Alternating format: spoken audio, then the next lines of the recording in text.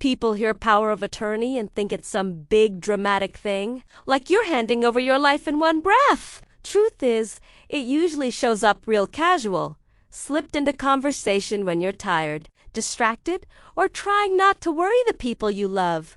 I was 74 when my son first brought it up, sitting across from me at my kitchen table, acting like he'd just thought of it on the drive over. My daughter backed him up right away, nodded like this was common sense, like everyone our age does it eventually. "It's just paperwork, Mom," they said. "Just in case. Emergencies only." Ha! Funny how emergencies always need signatures. I listened, sipped my coffee, watched how confident they sounded, how ready they were with explanations I hadn't even asked for. They talked about convenience, about stress, about how hard it would be for them if something happened and they couldn't help. That part stuck with me. Not how hard it would be for me for them. I didn't argue. Didn't say no. I asked a few calm questions, real simple ones, and noticed how fast they answered. Too fast. Rehearsed. Like they'd practiced this moment without me. I said I'd think about it, and you could feel the relief wash over them like they'd already won half the fight. That night, alone, I sat in my living room and thought about all the times in my life I'd signed things because it was easier than pushing back. I thought about how age makes people underestimate you, how they start seeing you as a responsibility instead of a person. By the time morning came, my mind was clear. If they wanted power of attorney, I'd give them something they wouldn't expect. Because power isn't about who signs. First, it's about who reads last. When I told them I'd agreed to the power of attorney, they tried real hard not to look relieved and failed. My son smiled too quick. My daughter let out a breath like she'd been holding it since childhood. Ha ha! That reaction alone told me everything I needed to know. They immediately started talking details, timelines, how fast we could get it done, already moving the conversation past whether I agreed and straight into what they could do with it. I let them talk. I asked where we should sign. I asked who drafted the paperwork. I asked if the lawyer was someone we all trusted. That last question slowed them down just a bit. They said yes, of course, like trust was automatic. What they didn't notice was how carefully I listened to the words limited and temporary when they finally came up. I didn't correct them when they glossed over it. I didn't remind them that power of attorney isn't one size fits. I just nodded and said I wanted everything done clean and proper. That night, after they left, I made my own call not to argue, not to delay, but to understand. I spoke to someone who explained things without rushing me, without assuming I was confused just because of my age. And the more I learned, the calmer I felt. Because here's the thing they never considered. Agreeing doesn't mean sometimes it just means choosing how you're going to stay in control. And by the time we scheduled that signing, I already knew exactly what I was agreeing to and exactly what I wasn't. Signing day came quicker than I expected, like they were worried I might change my mind if they gave me too much space. My son drove. My daughter carried the folder like it was something fragile.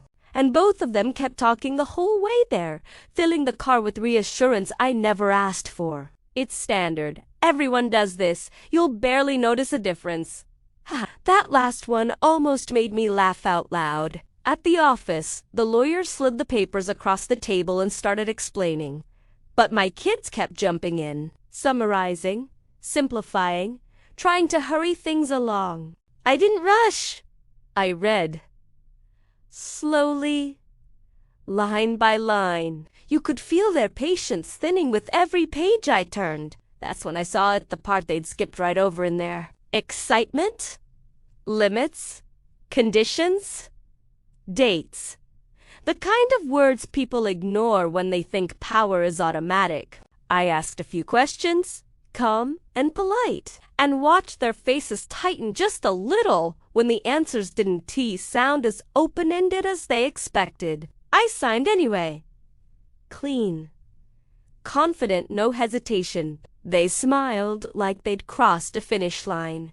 What they didn't realize was that I'd just drawn a very clear map where their authority started, where it ended, and exactly who was watching in between.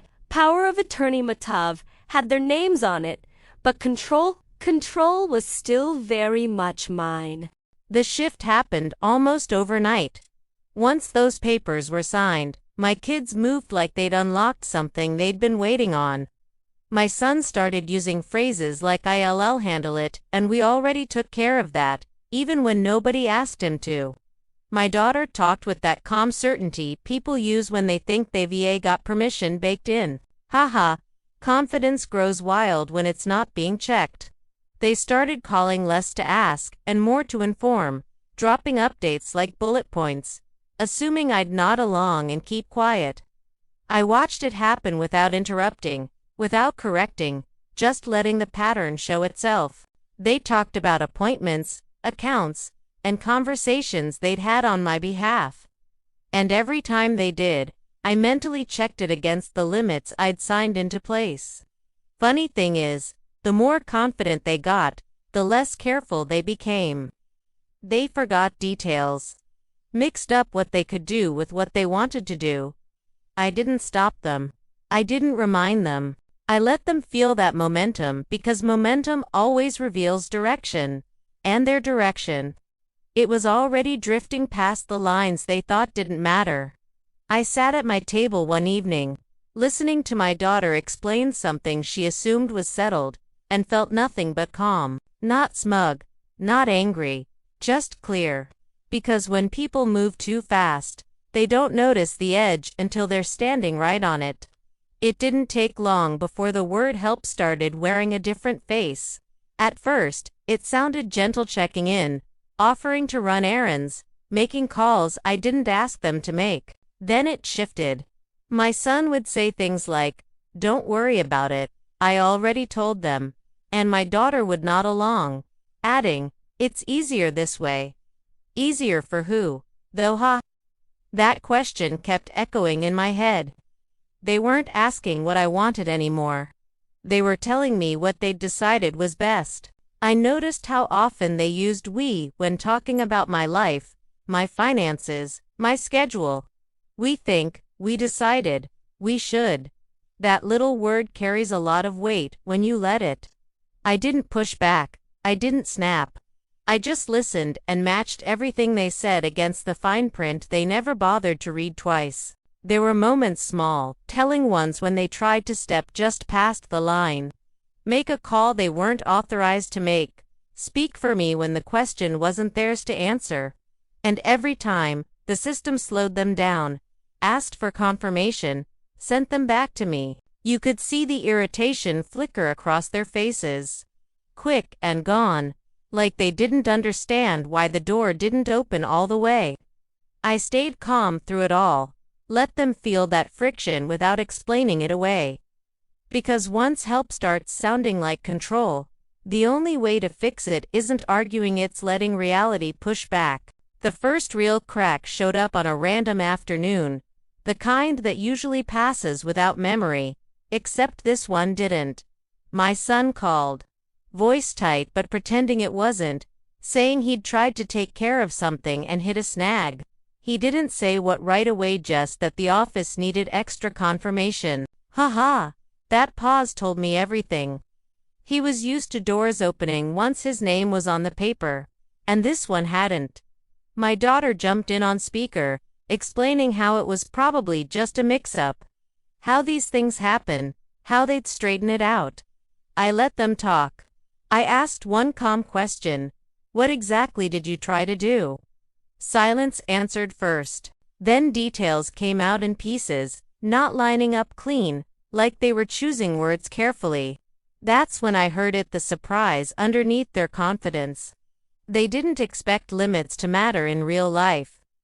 They thought limits were technicalities you wave away with the right tone. I told them it sounded like the process was working as designed and suggested they follow the instructions they were given. No drama, no lecture, just facts. The call ended awkwardly, faster than usual. Later that evening, my daughter texted something light, a joke that didn't land. My son didn't call back. I sat with my tea and felt that steady calm settle in again. The door hadn't opened because it wasn't meant to. And once people realize a door exists at all, they start noticing where the walls are too. They tried to play it cool after that, like nothing had really happened, like the door sticking was just a fluke. My son joked about red tape, blamed systems, rolled his eyes the way people do when they want to admit they misread a situation. My daughter backed him up, said these things happen all the time, told me not to worry. Haha, I wasn't worried. I was watching. Because when people laugh too fast, it's usually covering something sharp underneath. Over the next few days, they moved more carefully, tested smaller things, dipped a toe instead of stepping forward. I could hear the shift in their voices, less certainty, more checking. They asked me questions they used to answer for themselves. They paused before saying we. That pause mattered. I didn't rub it in. I didn't remind them of what I'd signed or why. I just stayed consistent, answered what needed answering, left the rest untouched. One evening, my son said, half joking, "Guess you really read that paperwork, huh?" I smiled and said, "I always read what I sign." The room went quiet for half a second too long. That's when it hit them, not all at once, but enough to matter that this wasn't a misunderstanding. This was structure. And structure doesn't bend because someone's confident. It only bends if it was written to. After that laugh faded, questions started showing up where certainty used to live. Not big questions, not brave ones, small, careful ones, like they were testing ice with the toe of their shoe. My daughter asked if I remembered exactly what I'd signed, said it light but watched my face real close. My son asked who else had copies of the paperwork, tried to sound casual like it didn't matter. It mattered. I answered honestly and briefly, didn't volunteer a single extra word. The less I said, the more they talked, filling the space with theories, with maybes, with half-formed explanations that didn't quite line up. They were trying to reconstruct the map after realizing they'd skipped a page. I noticed how they stopped assuming timelines and started asking about them. Stopped saying when and started saying if. That's a big shift for people who thought power was automatic. I didn't rush to reassure them. I didn't rush to correct them either. I let the questions hang, let the answers come back through the system the way they were supposed to, and the system did its job politely, firmly, without emotion. That's what really shook them. You can argue with a person. You can argue with a process that's doing exactly what it was designed to do. By the end of that week, I could tell they understood something important. Even if they couldn't say it out loud yet, the power of attorney didn't give them control over me. It gave them responsibility with limits. And limits don't negotiate. The shift didn't come with an apology or a confrontation. It came with silence doing its work. My son stopped calling to update me and started calling to ask. My daughter slowed down too, choosing her words, checking herself before stepping into conversations. She used to lead without thinking. Ha! That's how you know power's moved without anyone announcing it. They'd learned the limits the hard way, not through a lecture, but through friction, doors that didn't open, processes that pushed back, systems that asked for me instead of them. I stayed steady through it all. Didn't celebrate, didn't explain. I just lived inside the boundaries I'd set and let them feel the difference. One afternoon, my son said, almost to himself, that this was more complicated than he expected. I nodded and said most things worth doing are. That answer landed clean. No argument attached. By then, they weren't trying to push anymore, they were adjusting. And adjustment is the first real sign of respect. I realized something then that made me smile inside. The power of attorney had done exactly what I needed it to do, not by giving them control, but by showing them they never had it to begin with. Respect has a sound once you know what you're listening for. It's quieter than confidence, steadier than concern, and it doesn't rush to fill the room. I started hearing it in the way my kids spoke to me. Now no shortcuts. No assumptions. No already handled tossed in like punctuation. My son would pause mid-sentence and ask if that worked for me. My daughter would wait for my answer instead of building on top of it. Ha ha. That waiting right there, that was new. They weren't scared, and they weren't embarrassed. They were aware, and awareness changes behavior faster than fear ever could. I noticed how plans stopped being framed as done deals and started being offered like ideas. How decisions came back to my side of the table without me having to pull them there. I didn't reward it with praise or soften it with reassurance. I just accepted it, like it was always supposed to be that way. Even the air in the room felt different, lighter, less tight, like nobody was bracing for a pushback anymore. That's when I knew the balance had reset, not because anyone admitted a mistake, but because everyone adjusted their footing. Respect sounded like calm questions, like patience, like letting the person whose life it was take the lead. And, for the first time since the paperwork was signed, I felt the power where it belonged, quietly, comfortably, right back with me. After respect found its place again, peace followed like it had been waiting just outside the door. Not the fake kind that shows up when people are scared to say the wrong thing, but the real kind, the kind where nobody's calculating angles or watching reactions. My son stopped hovering, stopped checking in like he was managing a situation. My daughter relaxed too, laughed easier, talked about her life without looping everything back to mine. Ha! It felt normal again, and normal suddenly felt like a gift. I noticed how my days opened up when I wasn't bracing for pressure. Morning coffee tasted better. Evenings felt longer. My house felt like my house again. They didn't bring up the power of attorney unless there was a real reason. And even then, it was handled clean and correct, exactly how it was meant to be. I didn't have to remind them of limits. I didn't have to protect my space with words. The structure did that for me. And the funny thing is, once people understand the rules clearly, they stop resenting them. They start respecting them. I sat one night by the window, watching the streetlights flicker on, and realized something simple but solid. I didn't need to win anything. I just needed to stay grounded.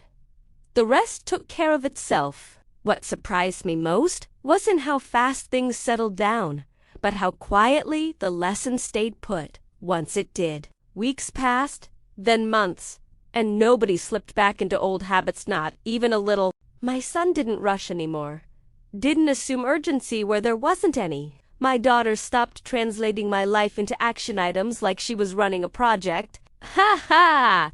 Turns out people learn real quick when the rules don't move for them. I didn't change how I spoke or how I showed up. I stayed calm, clear, and consistent, because consistency is what makes boundaries believable. Every now and then, I'd catch a look between them, nothing dramatic, just a shared understanding that they'd misread something important early on. And that was enough. No speeches, no apologies demanded. Just awareness doing its quiet work. I felt lighter moving through my days, not because I had power over anyone, but because I wasn't carrying anyone else's expectations anymore. The power of attorney became what it should have been from the start, a tool, not a takeover. And in that balance, we found something better than control or resistance. We found respect that didn't need reminders. And once respect learns where it belongs, it doesn't wander again.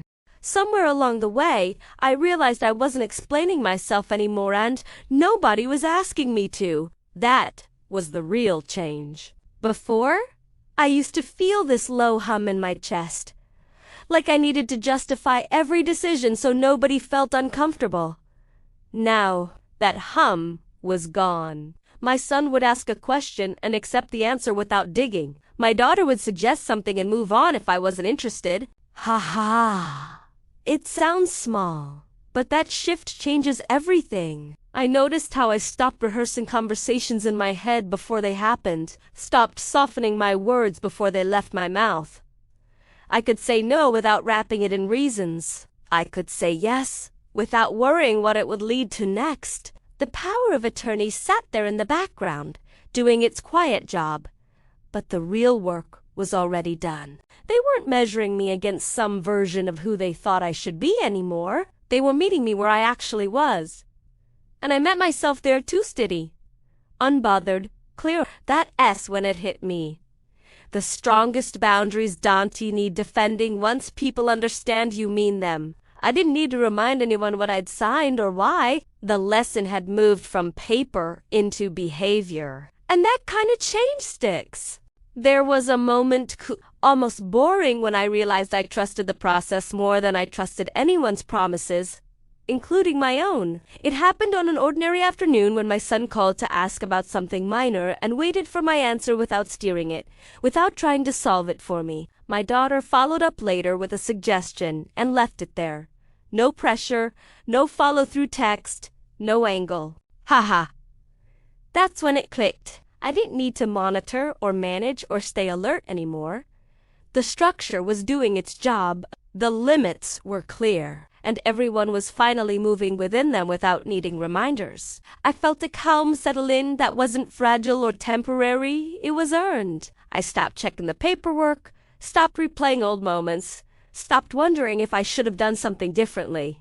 The power of attorney wasn't a threat anymore. It was a framework that kept things honest. And honesty, when it's enforced quietly and consistently, changes people faster than any confrontation ever could. I went about my day, cooked dinner, watched the news, laughed at something dumb on TV, and realized I wasn't bracing for anything. Trusting the process meant trusting myself for setting it up right in the first place. And that trust felt solid, like a floor that didn't shift under my feet. What I didn't expect was how free I'd feel once everything settled into its proper place. Not free like I could do anything reckless or dramatic, free like my mind finally had room to breathe. I stopped waking up with that half-second of tension, wondering what conversation was coming next, or what I'd have to explain my way out of. My son and daughter moved through my life now like guests instead of supervisors, and that shift mattered more than I ever thought it would. Ha. Funny how freedom doesn't shout when it arrives. It just shows up and stays. I started making plans for myself again, small ones, quiet ones, things that didn't need approval or backup. A short trip, a class I'd been putting off, even rearranging my living room just because I felt like it. Nobody questioned it. Nobody tried to redirect it. That told me everything. The power of attorney didn't take anything from me. It gave me my autonomy back by putting it somewhere nobody could casually grab it. I realized then that boundaries don't shrink your world.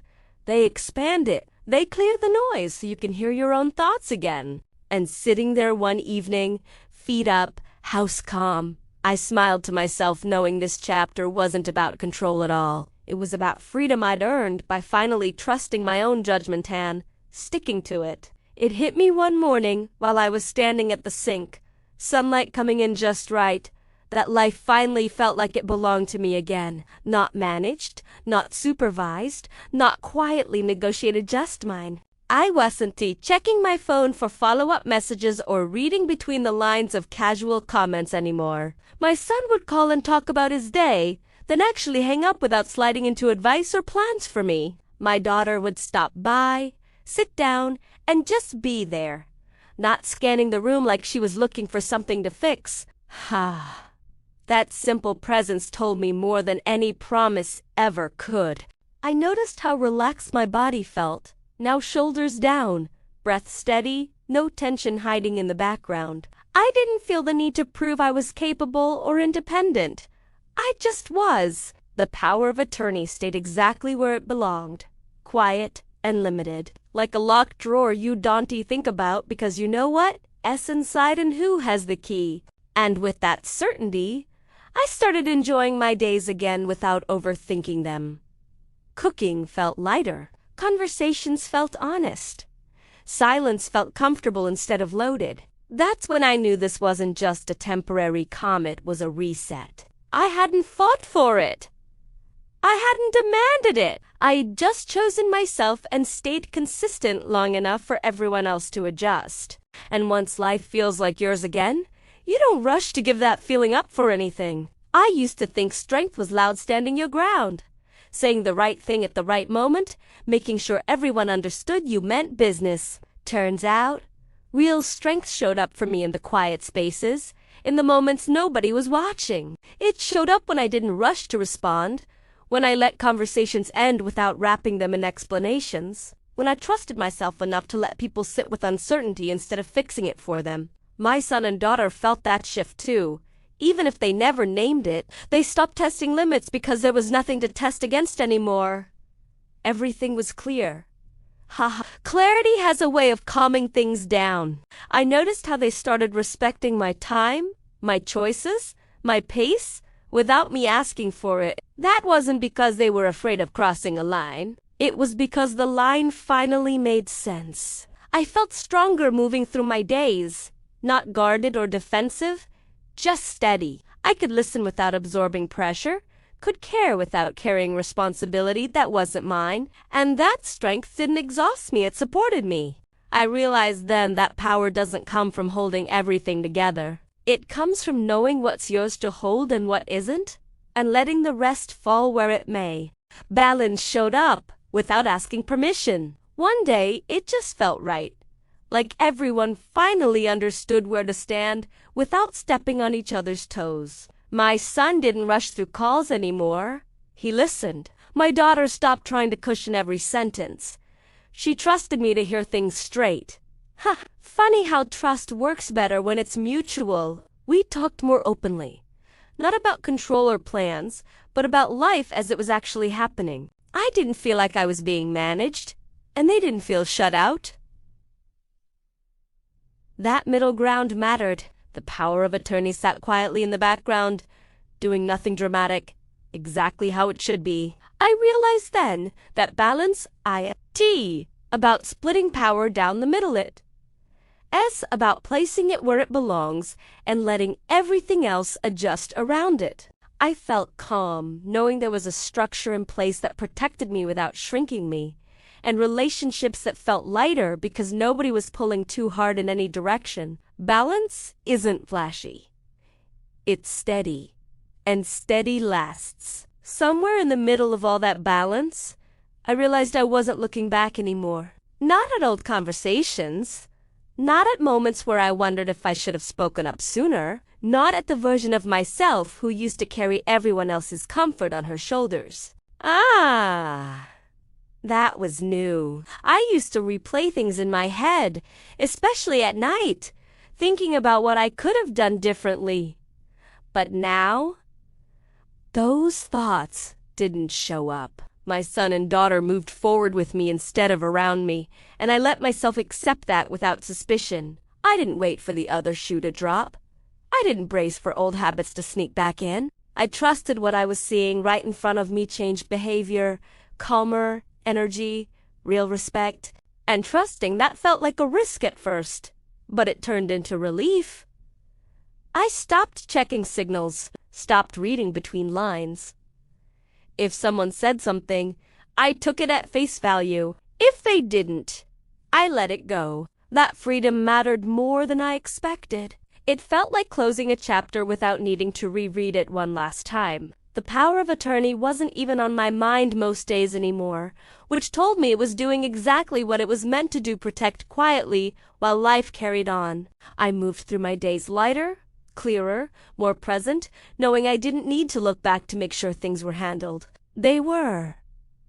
And so was I. The strangest thing about all of this was realizing I didn't fear the future anymore. Not in that quiet, nagging way that sits in your chest when you're re-pretending everything is fine, but planning for worst-case scenarios in your head. That fear used to show up late at night when the house was quiet and my thoughts got loud.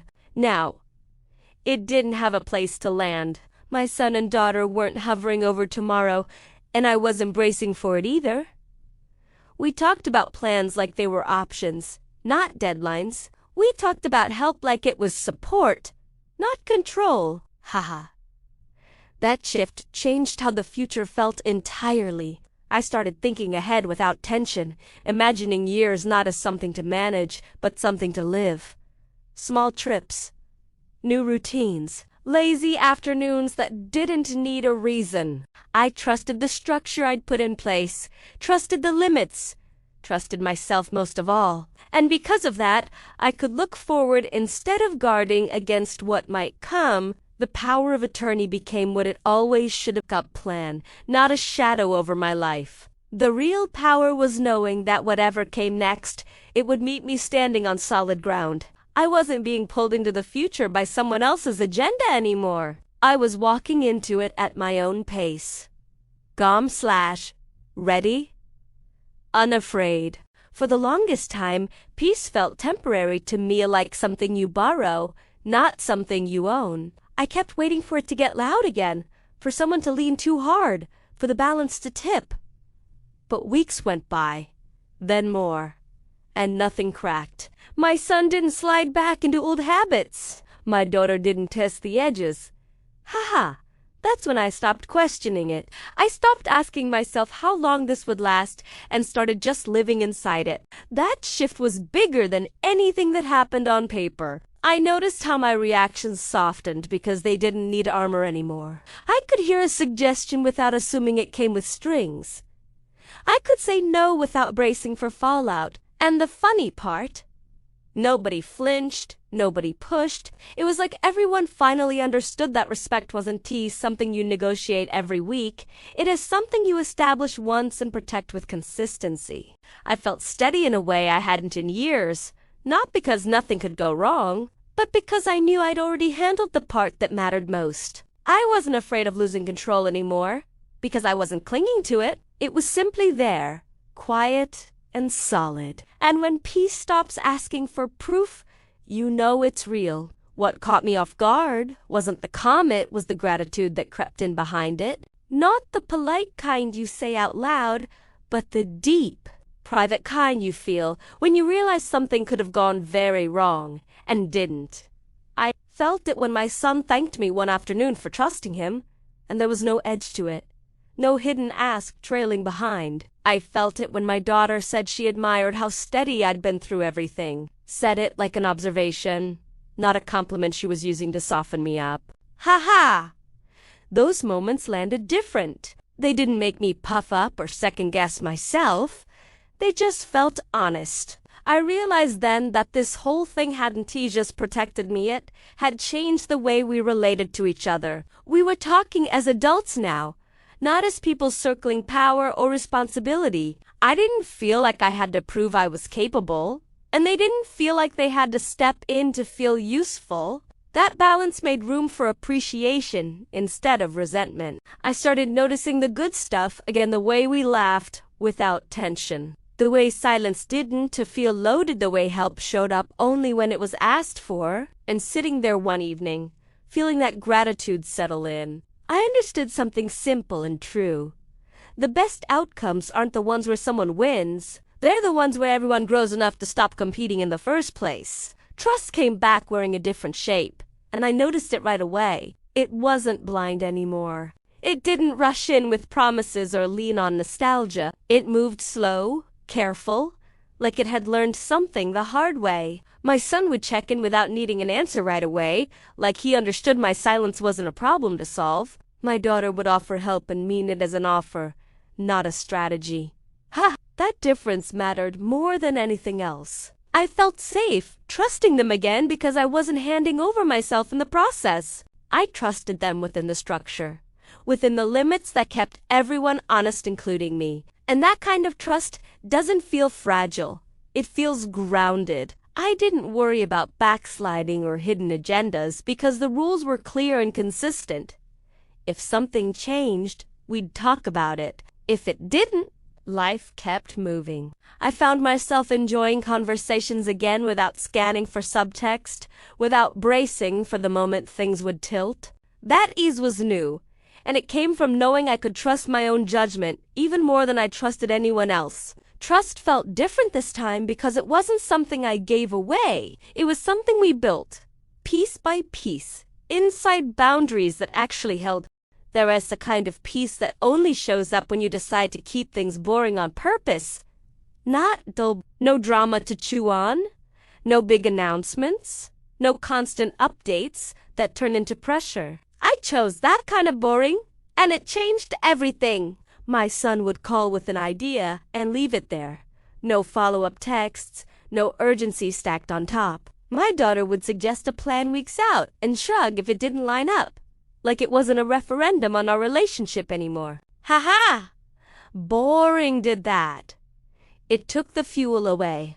I stopped narrating my choices, stopped explaining why today was a no and tomorrow might be a yes.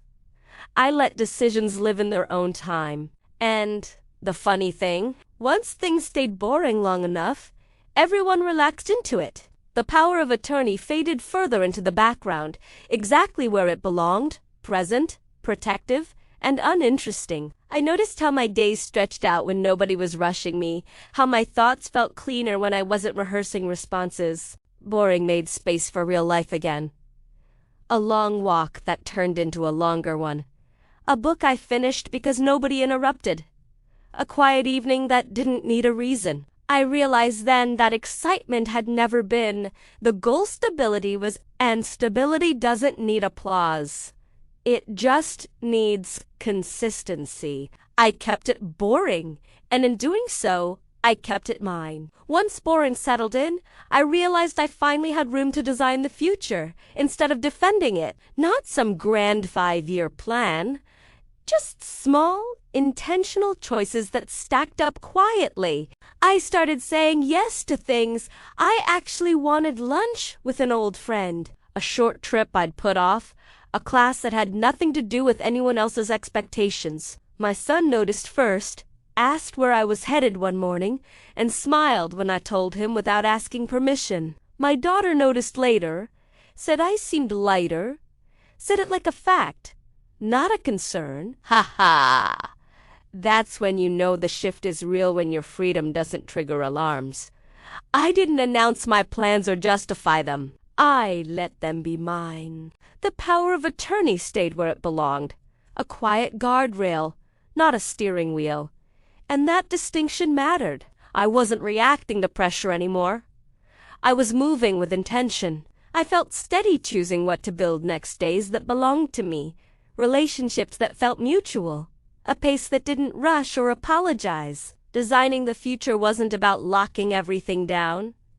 It was about keeping the center of gravity with me. And once I did that, everything else, trust, peace, respect, fell into place without being forced. Something unexpected happened as I started designing my days the way I wanted. My kids started meeting a version of me they hadn't teased in a long time. Not the tired one who smoothed things over, not the careful one who chose words like stepping stones, but the steady woman who knew her own mind and didn't apologize for it. My son commented on it once, said I sounded different, like he was trying to place a familiar song played at a new speed. My daughter laughed and said I seemed younger, not in years, but in energy.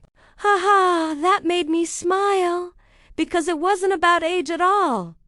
It was about weight being lifted. I noticed how conversations flowed easier now that I wasn't managing everyone's comfort. I could disagree without tension. I could agree without worrying what it would cost later. They adjusted to that version of me faster than I expected, like they'd been waiting for her to come back. I realized then that boundaries don't just protect you from others, they bring you back to yourself. The power of attorney hadn't changed who I was. It had reminded everyone else who I'd always been. And as days kept stacking up, calm and ordinary, I felt grounded in a way that didn't ask for permission. They'd met me where I stood, not where they thought I should be. And that, more than anything, told me this chapter had truly settled into its rightful place. There was a moment, quiet and unplanned, when my son asked if everything would stay like this.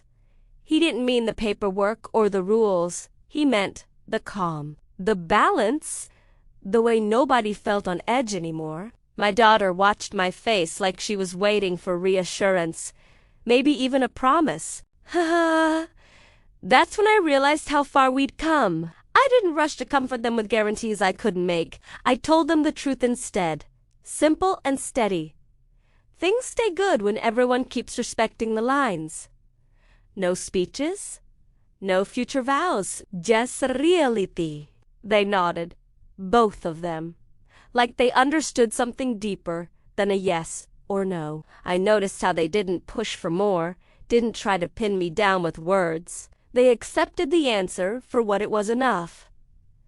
That acceptance mattered. It meant they weren't looking for control anymore. They were looking for stability. And stability doesn't come from promises, it comes from behavior repeated over time. I went to bed that night feeling calm. Not because I'd locked anything in forever, but because I didn't need to. The structure was there. The respect was there. And I trusted myself to handle whatever came next without rushing to make anyone feel safe at my expense. Old habits don't disappear. Wait to see if you'll pick them up again. I felt that tug one afternoon when my daughter called sounding stressed. Not about me, but about her own mess. She talked fast, jumped between problems, then paused like she was expecting me to step in and smooth things over the way I used to. Haha, I almost did. Muscle memory is real. I could feel it in my chest. That urge to fix, to carry, to make things lighter for everyone else. Instead, I listened. I asked one calm question. I didn't offer a solution. The silence stretched, uncomfortable at first, then oddly grounding. She exhaled, said she'd figure it out, and thanked me for listening. Not fixing, listening. That was new. Later, my son tried something similar, floating a half-formed problem my way like he was testing the water. I stayed steady again, didn't grab it, didn't own it. He adjusted on the fly, talked himself through it, and laughed at the end like he'd surprised himself. That S when it hit me. Choosing not to fix things wasn't to neglect it, was respect for them. And for me, the structure we'd built only worked if I stopped undermining it with old reflexes. I went to bed that night feeling solid, not because everything was solved, but because I hadn't stepped outside my lane to solve it for someone else. And that choice, quiet, boring, intentional, kept everything exactly where it needed to be. A few days later, I noticed something that felt small but meant everything. Nothing needed my approval to keep moving. My kids handled their lives, their problems, their plans without circling back to me for validation. And I handled mine without waiting for permission or preparing defenses. Haha, that's when you know the work actually worked. The calm wasn't fragile anymore. It didn't flinch when conversations wandered close to old patterns. My son talked about a big decision he'd made, and didn't he ask what I thought, he just shared it. My daughter mentioned a change she was considering, and smiled like she already trusted herself to choose. I listened, nodded, stayed present without stepping in. The power of attorney stayed quiet, doing exactly what it was meant to do, exist without being activated. And in that quiet, I felt proof settle in my bones. The structure held because everyone respected it, including me. I wasn't carrying the weight of anticipation or the fear of being sidelined. I wasn't waiting for the next test. Life moved forward at a human pace, unforced, honest. That column didn't come from luck or timing. It came from choices repeated until they stuck. And as I poured myself a cup of tea that evening and watched the light fade through the window, I knew this chapter didn't need a twist or a reveal to be complete. The calm itself was the confirmation. A few days later, I noticed something that felt small but meant everything. Nothing needed my approval to keep moving. My kids handled their lives, their problems, their plans without circling back to me for validation, and I handled mine without waiting for permission or preparing defenses. Ha! That's when you know the work actually worked. The column wasn't fragile anymore. It didn't flinch when conversations wandered close to old patterns. My son talked about a big decision he'd made, and didn't he ask what I thought, he just shared it. My daughter mentioned a change she was considering, and smiled like she already trusted herself to choose. I listened, nodded, stayed present without stepping in. The power of attorney stayed quiet, doing exactly what it was meant to do, exist without being activated. And in that quiet, I felt proof settle in my bones. The structure held because everyone respected it, including me. I wasn't carrying the weight of anticipation or the fear of being sidelined. I wasn't waiting for the next test. Life moved forward at a human pace, steady, unforced, honest. That column didn't come from luck or timing. It came from choices repeated until they stuck. And as I poured myself a cup of tea that evening and watched the light fade through the window, I knew this chapter didn't need a twist or a reveal to be complete. The calm itself was the confirmation. Once I recognized that the payback had already happened, the real decision became what to do next. And I chose to keep the peace instead of poking at the past. Not because I was afraid to revisit it, but because I didn't need to. My son and daughter moved through my space now with a kind of quiet respect that didn't ask for reassurance or forgiveness. Ha, that kind of calm is fragile only if you keep testing it. I didn't. I let it be. I stopped measuring days against old tension and stopped wondering if things would slide backward. They didn't.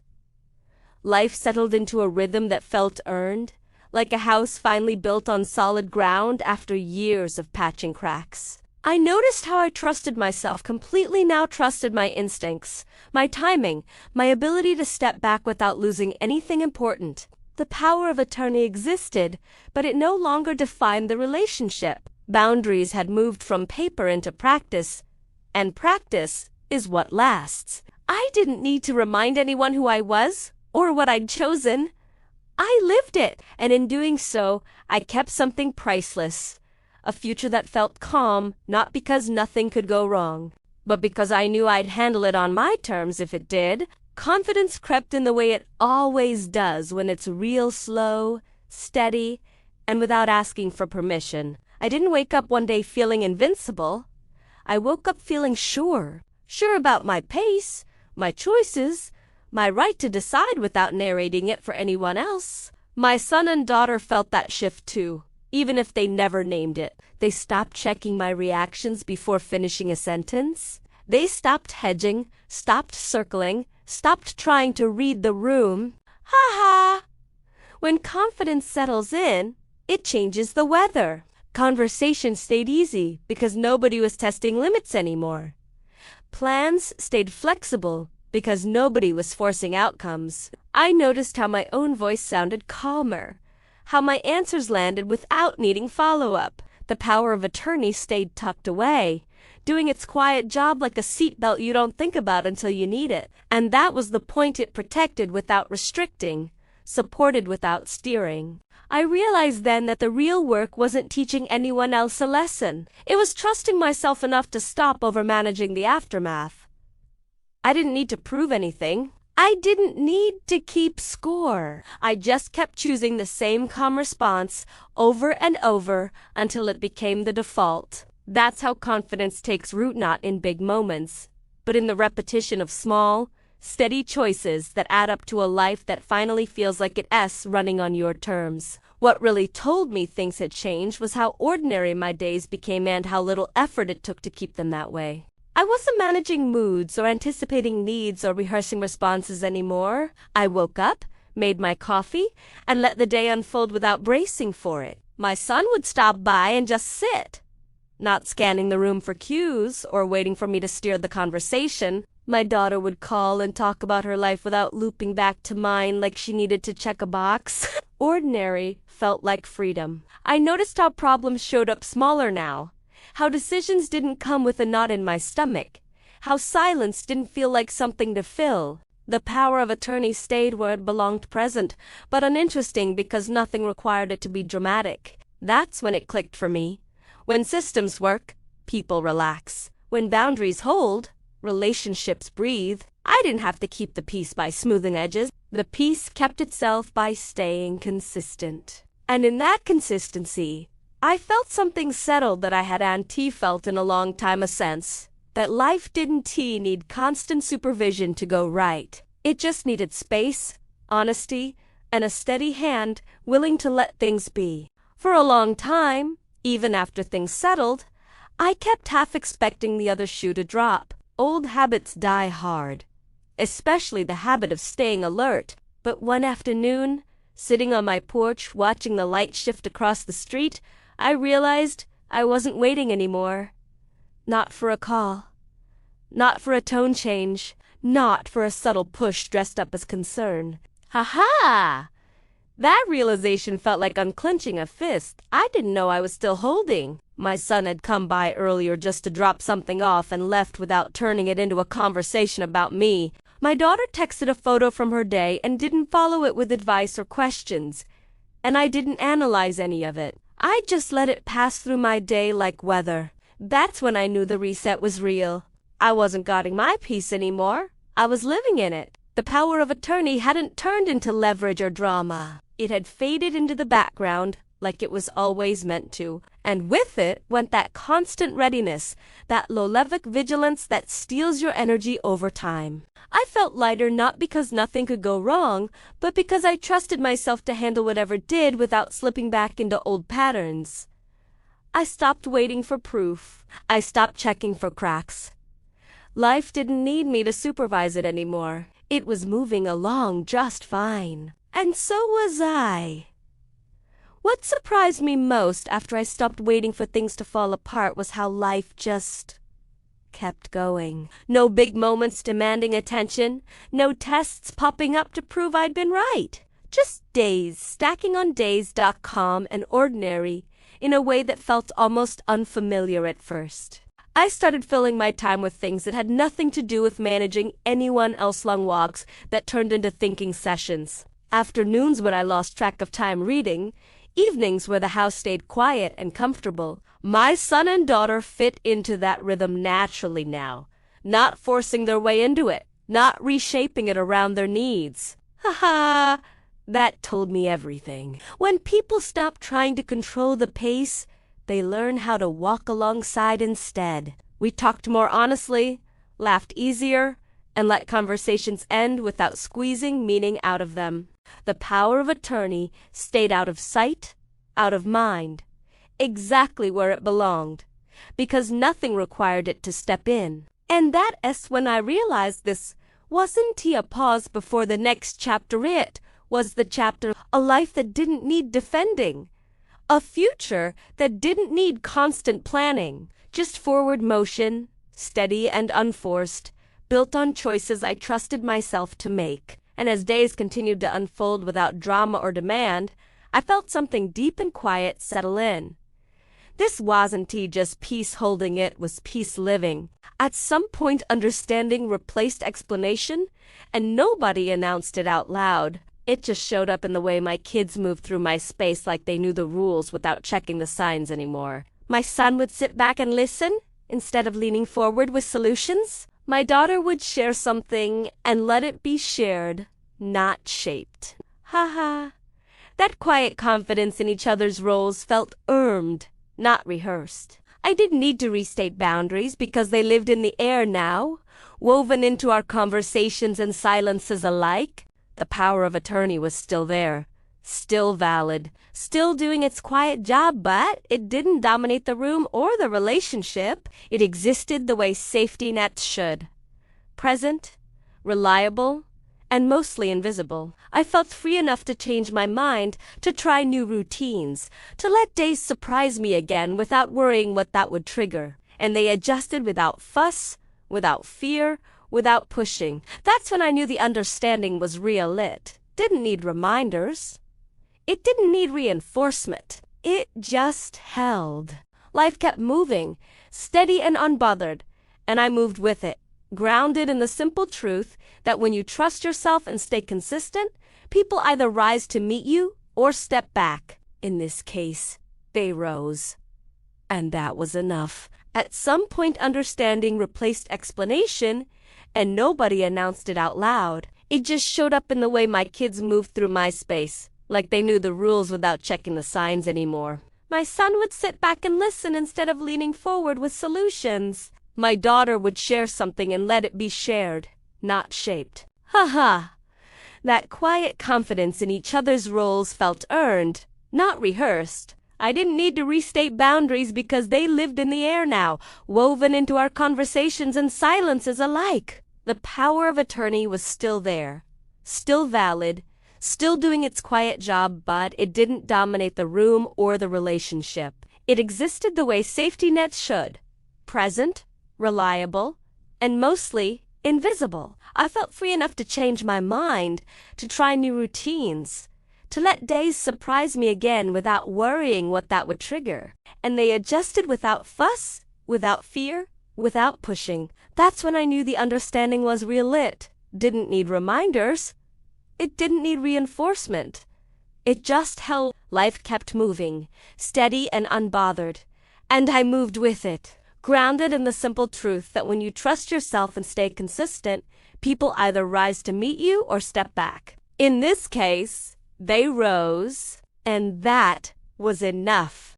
Closure didn't come with a talk or a moment where everyone nodded like we'd reached some official conclusion. It came quietly, the way most real things do, slipping in when nobody was looking for it. I felt it one evening when my son dropped by, and we talked about nothing important at all, just laughed, shared a story, and let the silence sit comfortably between us. My daughter texted later, not to check in or confirm anything, just to say she loved me. Ha, no follow-up, no agenda. That's when I knew the chapter had closed itself. I wasn't holding on to anything anymore.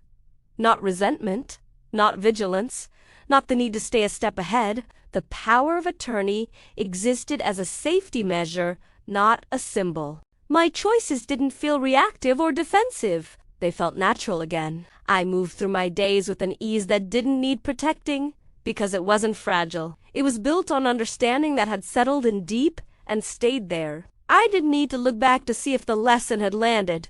I could feel it in the calm, in the respect, in the way everyone showed up without trying to manage the outcome. And as I sat there that night, house quiet, thoughts unhurried, I realized something simple and final.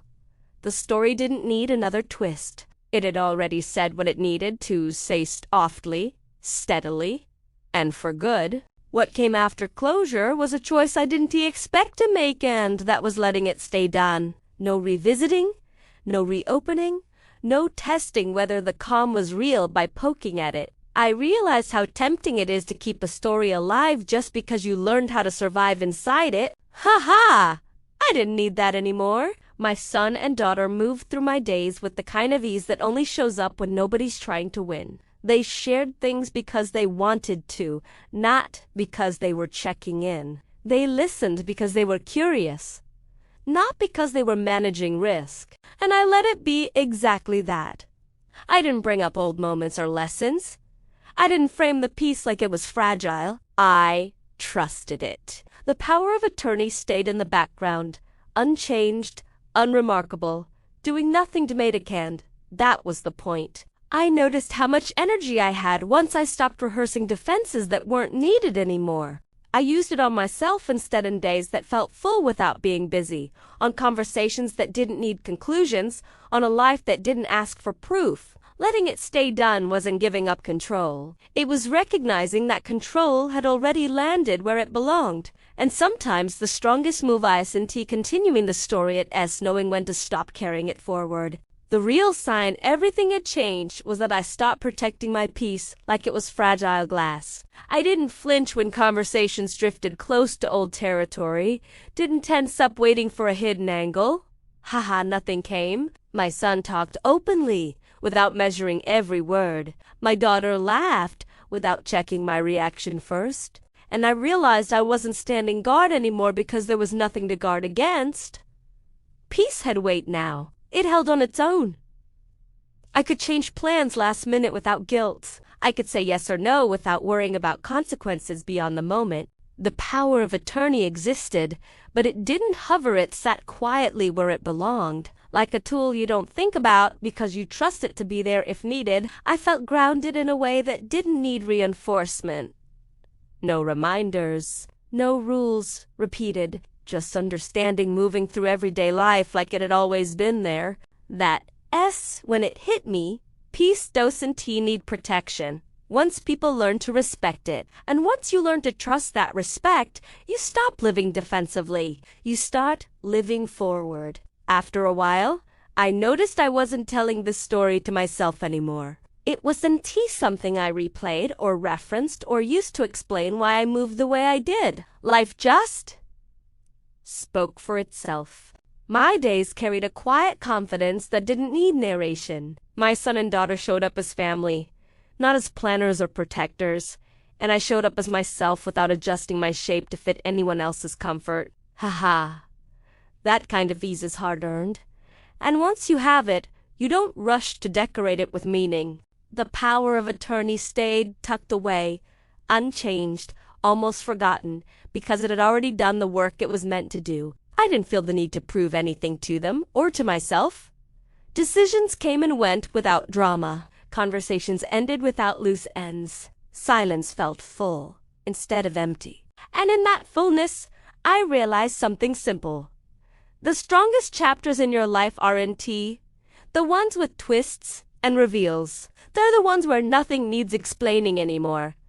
Where the balance holds, where respect stays, where peace lives on its own terms. And that's the life I kept choosing.